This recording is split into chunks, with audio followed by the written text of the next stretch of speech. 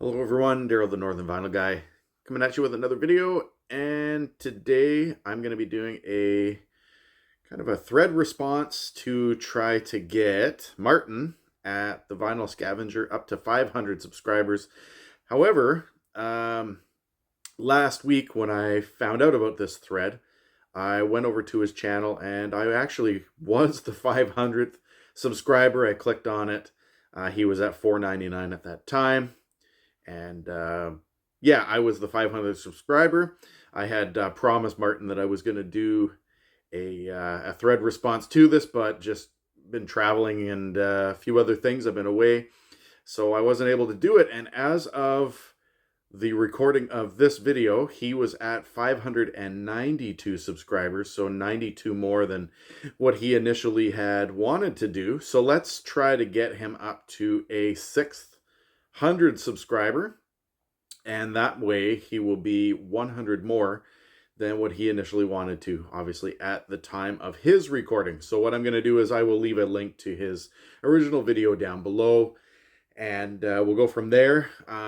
I'm sure most of you have seen his thread, but if you have not, definitely check it out down below and do your own thread response and try to get him some more subscribers to get him to 600. So his idea was this red or dead thread. So what that meant is showing vinyl with red, specifically the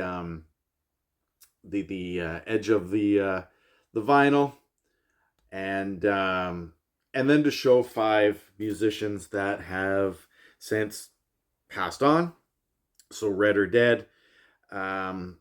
So yeah, I'm going to show 5 spines, but I'm not going to show 10 albums. What I'm going to do is I'm going to just actually go based on the 5 spines, 5 red ones. All 5 of these, there are musicians that have since passed away. Some of these groups or musicians have had multiple situations in which this has happened. So here we go.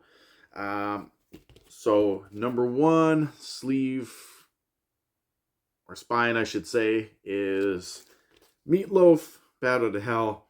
And of course, in 2022, we lost Michael Aday, also known as Meatloaf, to what is suspected to be COVID-related issues. Now, prior to his death in 2022, at age 74, he was very critical of governments and how they approached the COVID-19 situation. And of course, he didn't believe that we should be forced to wear masks and stuff like that. So no official cause of death has actually come out, but it is suspected that he died of COVID-related stuff. Irony is that he was anti, anti being told what to do during COVID. But not to take away from his music, this is a fantastic album. I was introduced mainly to Meatloaf during the Bout Out of Hell 2 in the early 1990s. Going into high school, and that I Would Do Anything for Love was a great song, but my dad also listened to Bout Out of Hell Part 1. And of course, this has Bout Out of Hell. You took the words right out of my mouth. 2 out of 3 Ain't Bad. Paradise by the Dashboard Light. These are all fantastic songs. So there we go. Red Spine, Meatloaf, Bout Out of Hell, and of course, he has since passed on in 2022. Moving over to Canadian musicians, or a Canadian band. It's hard to tell on mine, but this is Loverboys. Loving every minute of it. And this is great. Loving every minute of it, of course, the title track.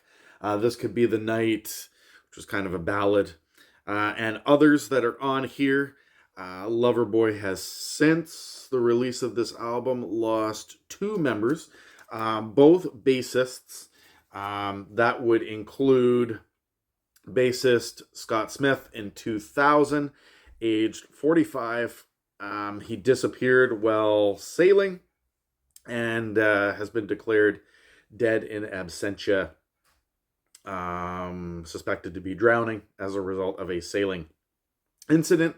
And Jim Clench, also a bassist, For Loverboy died in 2010, age 61, of lung cancer.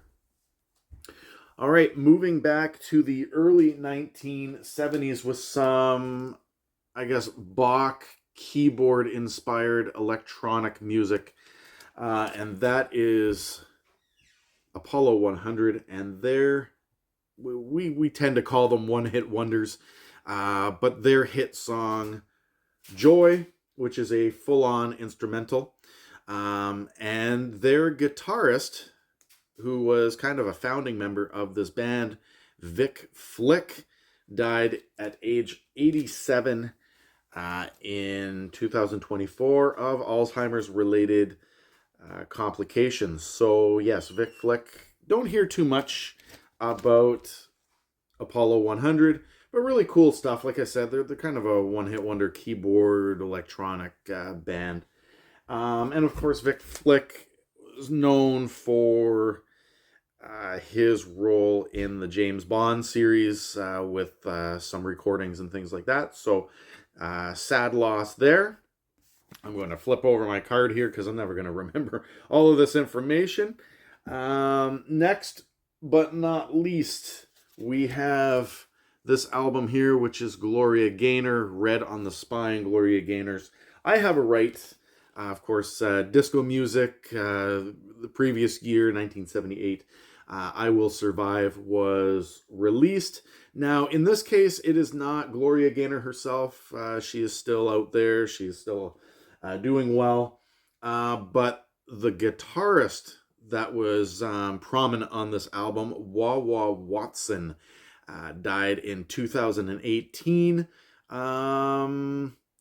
Cause of death is unknown, but his family, upon his death, went out and basically said, you know, wherever he is, this is a quote from them, wherever he is, he's grooving upon his death. So Wah Wah Watson, the famous guitarist from this album, Gloria Gaynor. And last but not least, this is not a collaboration. This is a collection of music. Normally, I don't show Christmas music this early. However, this Christmas Spine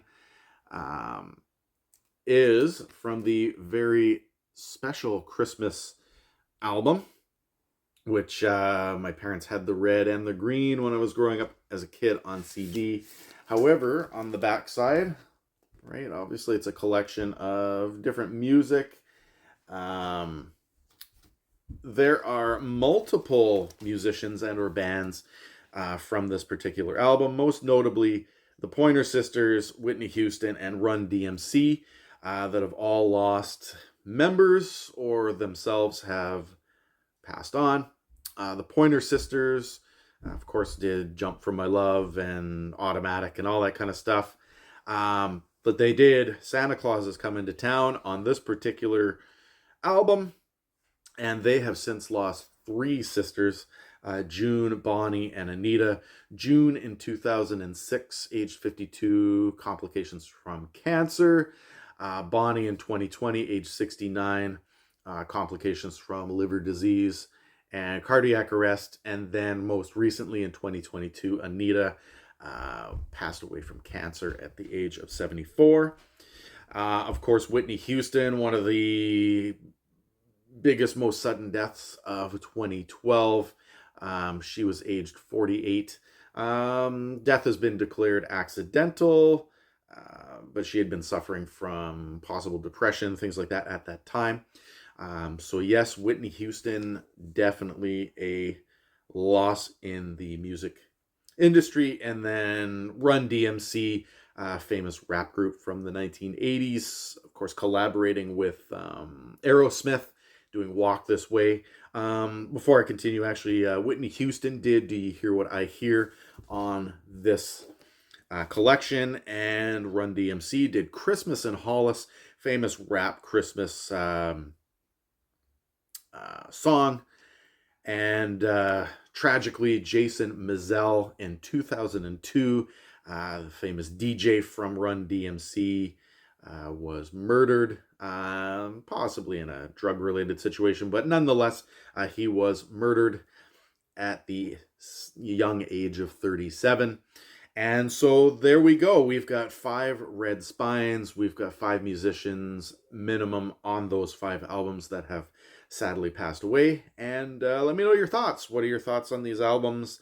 Let's get Martin up to that 600 sub number. Like I said, I will leave a link down below to his original video. And I hope that you all enjoyed. Thank you for watching. And until next time, take care, everyone, and we will see you on the next one.